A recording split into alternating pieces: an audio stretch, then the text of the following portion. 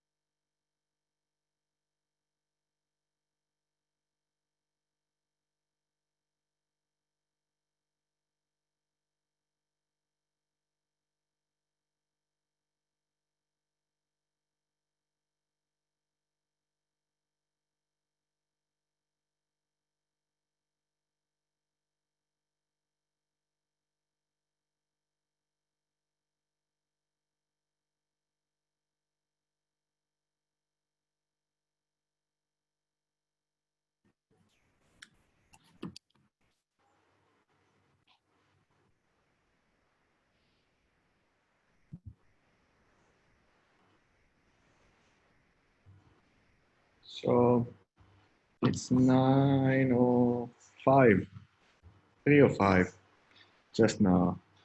So I'll start with the presentation, and let me know in the chat if, actually let me check the chat first, if everybody can hear me. Yeah, that was it. All right, thank you. That's all I needed. Okay, so the topic for today's presentation is spontaneous and induced fission, and this is kind of going to be a basic introduction to fission and why it happens, what are the various types of fission, and throughout the week, we will explore more and more specific parts. So for today, we're just gonna talk about very generally what fission is, yeah. So first of all, I know we talked about this liquid drop model at the very beginning of the school, maybe like in the second week. And this explains a lot of the nuclear reactions. And it's a very classical way of understanding the nucleus and how it works, what binds it together, and what leads it to different types of reactions. So the liquid drop model is a very basic way to expressing the forces that appear within a nucleus. And there are 5 basic contributions to this. And the first one is actually something that most of you must be familiar with. These are the Coulomb forces. Of course, if you have charges that are of the same type, so if you have like positive charges or negative charges, they will tend to repel one another. And as you know, within a nucleus, you have protons, which are all positive, and neutrons, which are uncharged. So you don't have a negative charge to counterbalance that, and there is just going to be like positive charges, one against the other, really trying to repel each other and separate. So this is actually a negative force, something that tries to unbind the nucleus. The second term of forces is the volume. This is simply the strong nuclear forces. These are the forces that bind together nucleons. So neutrons and protons is some kind of glue or some kind of force that keeps them together. And this term here is just dependent on how many things are around each nucleon. So if there are more neutrons and more protons, there is going to be more force that keeps it together. There is also, as I said, this depends on how many things are together, like how many things are around each nucleus. And of course, there is a big difference in the forces of something felt at the center of the nucleus as with respect to something that's maybe on the surface where there are not as many things around. And so there is this contribution that we have to talk about, a surface contribution. You can think about this as being a surface tension of the nucleus, which tends to have less forces on the outside, which tends to also decrease the overall force. And this is very much in analogy with a liquid drop. So like if you take a drop of water and you simply look at that. So these are also, you're going to have some surface tension there. The next two are actually, while the first three are very classical and they really relate to a liquid drop, the next two are what we call like quantum mechanical effects or more corrections to this classical effect. And the first one is this asymmetry parameter. And this is due to the fact that when you fill up the level, of course, and this is a nuclear star, it is a quantum mechanical structure. There is going to be discrete levels that get populated. And these, if you try to populate levels that have the same numbers, or if you try to put protons that have the same energy levels, there's going to be this thing called the Pauli exclusion principle that's gonna prevent you from doing that. So they're going to occupy higher and higher levels as you add protons or as you add neutrons. So it is to the advantage of creating an idealized nucleus to have kind of the same number of neutrons and protons, so that you don't put too many protons or too many neutrons above a certain level. And actually, this is not going to be super important in this case, in this presentation. But of course, you can look this up. There is a very lot of interesting things happening with the asymmetry. The one that is going to be more interesting for us is the pairing term, also a non-classical description, which says that neutrons and protons like to become in pairs. So this is because their spins can then anti-align with each other and cancel each other off. If you find 2 neutrons together and 2 protons together, they put one another in such a way as to cancel out their overall spin, and thus decreasing their energies. And this tends to lower the energy of the nucleus, and then also therefore increase the binding. So what you don't want is an unbound neutron or an unbound proton. So these are all the forces that, in a very simple way, all the forces that come into binding a nucleus together. And we'll use most of this to explain what fission is and also what are the different types of fission. So, as I said, the strong force, which is this volume force, tends to keep the nucleus together. So there is a force that's going to try to keep all these different nucleons into the same place, sticking to each other. And instead, these electric forces, electromagnetic forces between the protons and between these charged particles are going to try to separate things. They're going to try to destroy this unity. And if we want to see how it looks like, how to separate the two things, we have to imagine that the nucleus is going to undergo some kind of deformation that then is going to lead to a complete separation of fragments. And this is an analogy, of course, to like if you have a drop of water and you try to shake it, the drop might resist for a bit, but if you shake it very hard, it's going to after a while, it's just going to separate into pieces. However, in order to gain the first deformation, the nucleus needs some kind of energy. And in order to describe this, we of course can parameterize. This is like a very general deformation axis. And we can parameterize these deformations and see how much energy is stored in that shape. So for example, you can see that this would be some kind of potential associated with the deformation.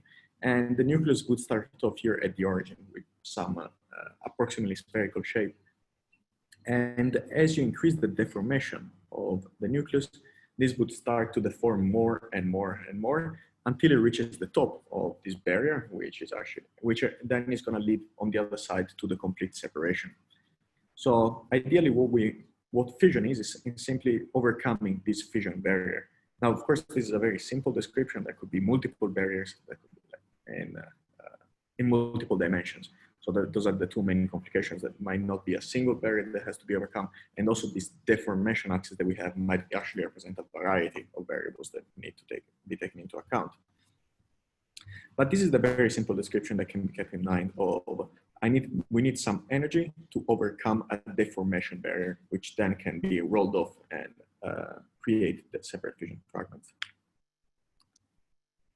So here we start talking about more of the observables of fission. In the first case here, we talk about fragmentation. So fragmentation yield is the study of what are the masses or what are the fragments that come out of fission. So fission is very interesting because it's not always the same. So for example, if you know other decay modes like alpha decay, beta decay, gamma decay, all of those lead to very specific products. Maybe their energies can be different, but if you have an alpha particle, you're gonna know exactly what the two products are. You're gonna have an alpha particle in one case, and you're gonna have a nucleus minus 4 nucleons on the other side. In fission instead, it's kind of a catch-all term for a lot of different reactions that can lead to different fragments. And the two fragments can have, or more, maybe more, of course, we're gonna talk about ternary fission later this week. But the two fragments can have, in general, a variety of masses and charges. So first of all, we should say that the deformations that we had on the other side, on the first plot, that lead to the separation of the two fragments can also be asymmetric. So we can imagine a symmetric deformation to be one in which the two sides remain the same overall. There is a complete reflection symmetry about a certain axis. And instead, there could also be some deformations that are asymmetric. Therefore, the right fragment of what is on the right side of this liquid drop is going to be different from what is on the left side. And sometimes taking on these deformations that are symmetric might lead to fission faster or might lead to fission. In this case, what we have is what we call asymmetric fission. And what is interesting is that actually most common low energy fission reactions, including spontaneous fission, so if you know from California to 52 or plutonium to 40, all these reactions where you don't have a lot of energies, or in this case, zero energy, or even the ones in which you have some energy, but it's not a lot. So in Newton-induced fission, in which you have very little energy coming in, not in the tens or hundreds of MeV, then you would also have something that is asymmetric in nature, where you would have the separation of a light fragment and a heavy fragment on average, where usually the light fragment is about maybe 50%, 1.5 times bigger than the light fragment. Just to give some numbers here, for example, the light fragment could be of mass 100 and the heavy fragment could be of mass 150. In this case, this would be like something like for California, which is an initial mass of 250. For other reactions, and especially very important for high energy fission, these effects that lead to these asymmetric deformations actually are washed away. So the separation, this deformation behave more classically, and we have a symmetric fission. So as the energy of the fission increases, and also in some other kind of fissions, we have more of the separation of two equally distributed fragments, equally mass fragments. What is most important, of course, about fission is not so much the masses of the fragments, which is an interesting observable, but of course, for the applications, we're interested in the energy release. So fission, of course, is one of the reactions that release the most energy, because there is a lot of energy stored into the binding of a nucleus. Therefore, if you try to split it up, this energy is going to get emitted. In most fission reactions, you'll find on average maybe like 200, 220 MeV of energy, which is a lot considering the other type of decay modes, which might only bring in 2 to 3, maybe for alpha, or like in a very like in units of MeV rather than hundreds of MeV. So what happens here is that if we measure the actual masses of the two daughter fragments of the fragments and compare them to the mass of the initial nucleus, we're going to see that there is a defect. There is going to be some mass that's not accounted for. And then we can use the Einstein's relativity equation, the very famous one, E is equal to mc squared, to convert that mass into an energy. So we then see that the energy that was stored in this binding energy is then released into two types of things. The first one is going to be some electric repulsion. So the two fragments are going to still be separated by some distance, and they're going to have very high electric charge. Instead, and so having two very positively charged things so close to one another is going to lead to an extreme force between things. And this usually, just because of the forces between the two fragments, they're going to tend to accelerate away from each other and reach very high speeds for these heavy fragments, about 5% of the speed of light. But not all the energy is stored in this way. Some of the energy is actually stored as internal energies. We can think about it as being maybe like these fragments are moving away at very fast speed, but they're also hot. They contain some heat within them. And we're going to talk a lot more about this tomorrow. But just for now, we can think about this as being that there is some energy that is within the fragments rather than just being in the kinematics or in the movement of the fragments themselves. And this is again going to be some distribution of energies, and there's going to be an associated Q value. The Q value is simply how much energy is released in the fission, and the total kinetic energy, or the kinetic energy of the two fragments combined, takes a distribution that kind of has to end at Q because of energy conservation, but is peaked actually maybe like 20 or some tens of MeV before this Q value, with the rest remaining within the excitation energy. Now we talk about the spontaneous fission, or how can we have a fission without having enough energy to overcome the fission barrier. And this is of course something that would be impossible from a classical perspective, because the fission barrier is like trying to climb a hill without having enough energy to, or being on the other side of the hill without having enough energy to climb over it. And however, quantum mechanically, we do have a mechanism for doing that, and it's called quantum tunneling. And what happens is that this initial nucleus can actually tunnel through the barrier, or with some probability which is related to the width of the barrier in this parametric space. There is going to be some probability that at some point the fragment or the nucleus will just appear on the other side of the barrier. What is interesting about this is that the half-life of this decay, or so how long it takes for this nucleus on average to be found on the other side of the barrier, is strongly influenced by the shape and specifically the height and the width of the barrier. And so you'll actually find in some cases that the spontaneous fission half-life could be maybe like a few tens of years for some isotopes which have maybe like a very thin barrier, or a very are more prone to deformation. And you can even have a half-life of billions of years, or thousands of billions of years for other ones. And this could be even small differences in the barrier itself. So spontaneous fission happens because of this tunneling. However, ignoring this effect here, we might expect that the best way to create fission is to simply provide the energy somehow. We simply push the nucleus up this barrier and let it roll on the other side. And the easiest or the most intuitive way to provide energy is to provide energy in its purest form, which is photons, which are massless and simply are energy radiation. And So photons, they can be absorbed by a nucleus, and the nucleus immediately gains energy. So it gains the energy of the photon and is now allowed to appear or to climb over the fission barrier and then roll over on the other side and go down over here where it can split into fragments. What is interesting about this reaction here is that photons don't have a binding energy, they don't have any mass.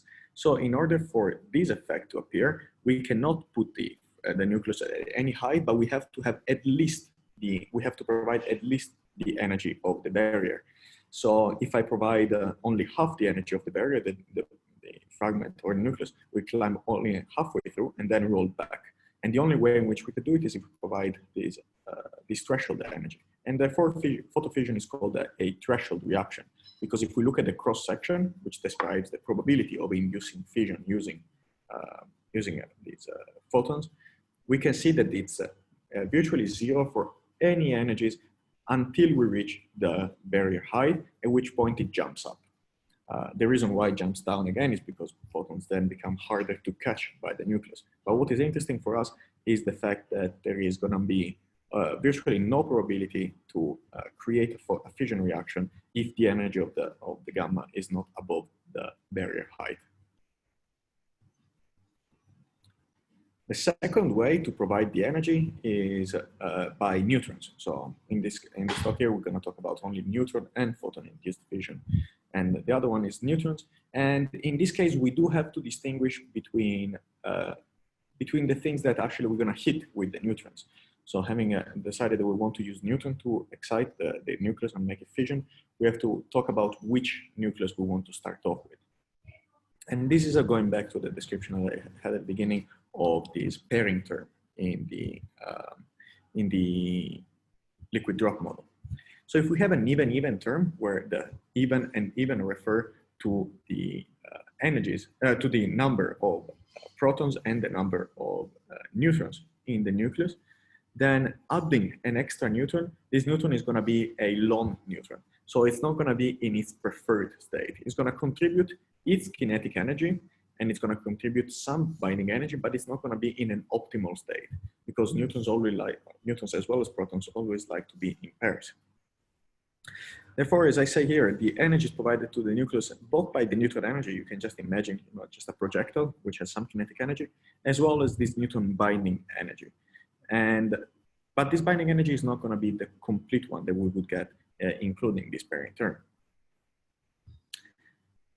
Therefore, when the initial nucleus is in even, and there are a lot of examples of this, for example, uranium, plutonium, californium, all of these are even proton nuclei, and their isotopes, if they're also even isotopes, then they're also even. For example, uranium-238 or uranium-234, plutonium-240, 234, 242, californium-252. All of these are even nuclei, which would have a neutron that comes in an unpaired state at the end. In this case, the neutron energy or the neutron binding energy provided is not above the fission threshold. Therefore, we still have to provide some kinetic energy to the neutron in order to overcome this threshold, this reaction. And therefore, also this reaction for even nuclei is a threshold reaction. Although threshold is lower than photofission because there is still some binding energy associated with the neutron, even though it's not the full extent that it could be. Talking, of course, now naturally about the case in which it is the full extent, in which there is an unpaired neutron in the initial nucleus, which is then going to pair with the neutron that we introduce in the system. This is going to introduce the maximum amount of binding energy we can have. In this case, the two spins of the two neutrons are going to align each other, and therefore we're going to have a large amount of binding energy available for reactions.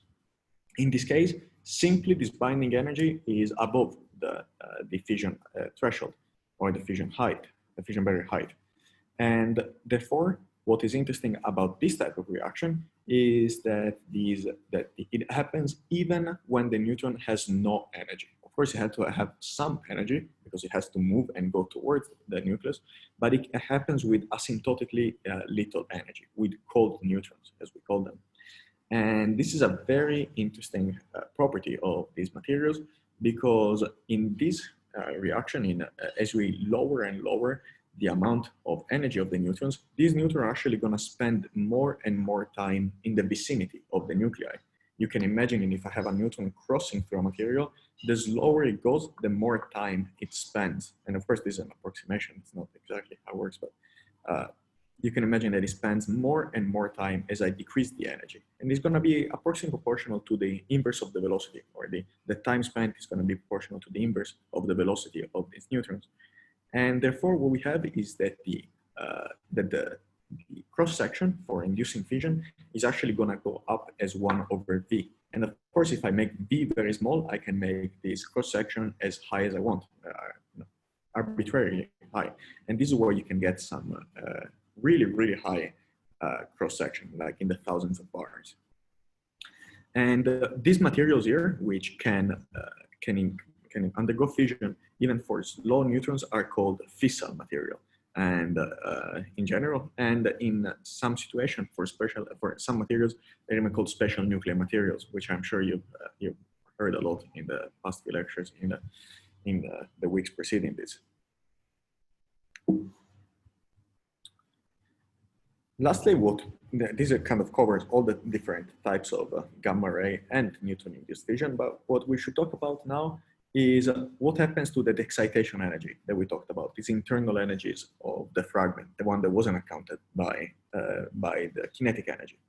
And just to recall, I said earlier that the Q value of the reaction was the total energy released in the reaction, and this total kinetic energy was could go all the way up to Q, but in general was a few tens of MeV lower. And this is going to be a distribution. And because this is a distribution, also the excitation energy. So because the TKE is a distribution, also the excitation energy is going to be distributed. Sometimes there is going to be more, sometimes there is going to be less. The way these fragments or these nuclei emit or dissipate this energy, things don't really like to have excitation energy, is to emit first neutrons and then gamma rays or photons. And the more energies they have, the more neutrons they will have, the more energy they have to separate the neutrons and throw it outside. These neutrons are fast, so they are not slow neutrons. They travel at the MeV region. It's actually, this again is going to be according to a distribution of energy, and we're going to talk about this much more tomorrow. And they're emitted extremely fast, in the order of 10 to the minus 15 seconds. As I said earlier, because we have so much energy and a distribution of energy, we do not only have a neutron emitted in fission, but we might have a multiplicity of them. Sometimes we have 1, sometimes we have 2, 3, 4, 5, and there's going to be a probability distribution of them. And the average number of neutrons emitted in a fission is a very important number in nuclear engineering, and you'll see it written as nu bar. Nu is kind of the symbol that we use for neutron, and bar is, of course, what we use when we talk about averages. So this would be the average number of neutrons emitted. So why is this important? Why is it important that there is specifically not only some neutrons, but there is more than one neutron emitted on average by fission? It's actually because if a neutron can induce fission and each fission can create neutrons, you can see that we can start having fission chains. So a chain reaction in which one thing triggers the next, that triggers the next, and pretty quickly this can get a lot of energy. So a lot of different reactions. Oh, well, actually, before we talk about that, I forgot that I put this slide in here. There is another source of neutrons from fission, and these are delayed neutron emission. So we talked a lot about these forces, these strong forces that keep the nucleus together, and this is what we call the strong nuclear force. There is another force or another interaction that's called the weak interaction, which usually in nuclear engineering, we think about it as being transmuting things. So it transmutes one element or one isotope into another isotopes prevalently by beta decay, and beta both the minus and the plus. So in this case, the beta decay is actually by the name itself is the weak nuclear force. It's much weaker, and therefore takes a much longer time to take place. So whereas all the things that we discussed now take place in the order of a fraction of nanoseconds, millionth of a nanosecond, the beta decay can take maybe like milliseconds times, which is an extremely long time. So long after the nucleus is de-excited, we still have these fragments which have too many neutrons for the proton population. So there is all these neutrons that were in the initial nucleus are now in these fragments that maybe prefer to have way less neutrons. And the best way to for a fragment like this to reach stability is by transmuting a neutron to a proton. So trying to bring the balance back of neutrons to protons. Now, because there is such a long time that takes place between the emission of neutrons and the fission itself and the beta decay, everything that comes after a beta decay is called delayed. So you would have a delayed neutron emission, a delayed gamma emission. And the reason why we have delayed neutrons is because through the beta decay, we populate energy states. So in this schematic here that you see on the left, you see that a element or an isotope transitions to another isotope with one more proton and the same amount of neutrons, because the proton just simply, the neutron simply transformed into a proton. But the energy is not specified. And once in a while, that energy could be above the neutron separation energy. If that is the case, then a neutron can be emitted rather than just going through a cascade of gamma rays. So when you have a neutron emission, and these are pretty rare, but they happen sometimes. When you have a beta decay followed by a neutron emission, we call that a delayed neutron. The fraction of delayed neutrons to the neutrons that are emitted immediately is very, very small. So they don't really change the average neutron multiplicity by a lot, but they actually have very important applications in nuclear engineering because they're much easier to control than the ones that are emitted within a millionth of a nanosecond. So going back to what I was saying earlier, what happens when you have can have neutrons that can induce fission, and then the same fission can create further neutrons. You can have fission chains, so a chain reaction. And because each fission reaction dissipates a lot of energy or creates a lot of energy, then you can really start creating a massive amount of energy in this case.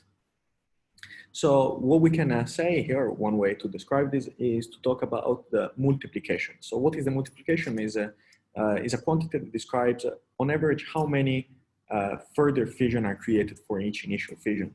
So for example, if my multiplication is 1, and then this is kind of a very hard to get but very important multiplication number, then each fission creates neutrons that on average will create 1 further fission.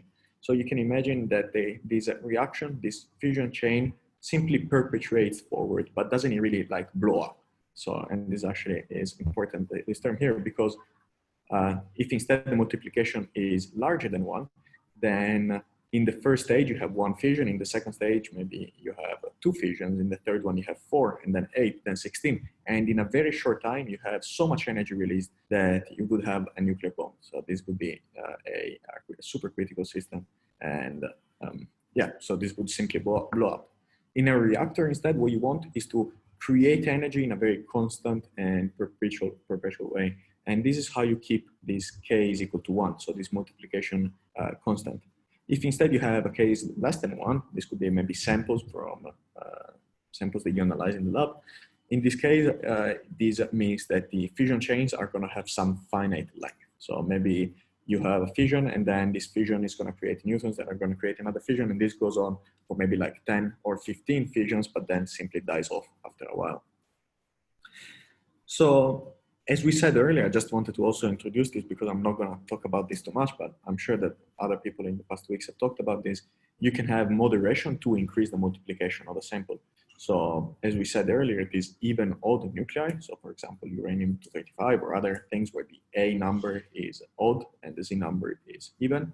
In this case, what is desirable is to have very slow neutrons. As we said, the cross-section goes up with the inverse of their energy, or the inverse of the velocity.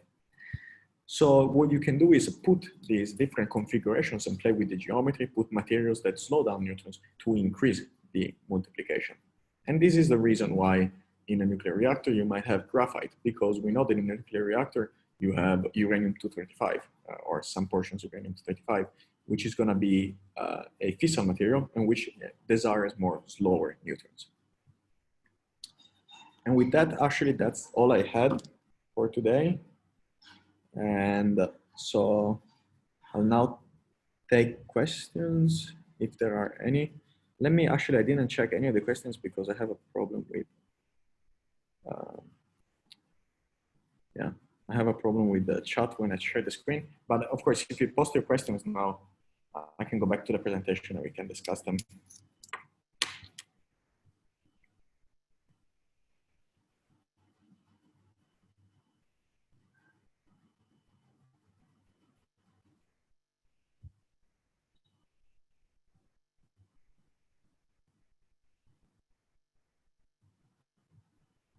Otherwise, let's maybe give it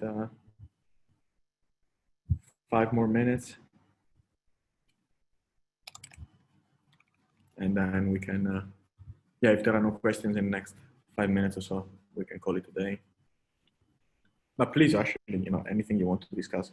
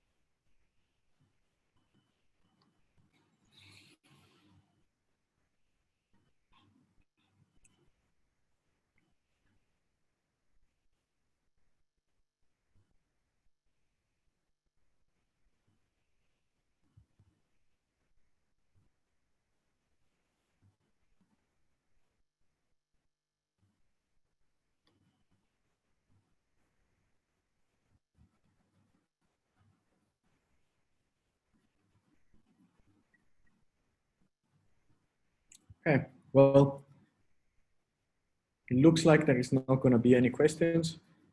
So yeah, I'll teach also tomorrow. So, you know, if there are any questions that come up, you know, you think about this tonight and then tomorrow you want to ask them, just let me know, bring them tomorrow. And after the presentation, which is actually going to be pretty related to today, we're not going to talk so much about fission, but we're going to talk, or, you know, creating fission, but we're going to talk about this neutron and gamma ray emission. And so if you still have questions about this section here, of course, just bring it at the end. And at the end, I'll ask if there are any questions, please go ahead and ask. I'll just, I can go back to these slides. I did post these slides on Google Drive, so you can find them there. And I believe we're also going to post the recording at some point. So yeah. Thank you for coming, and I'll see you tomorrow.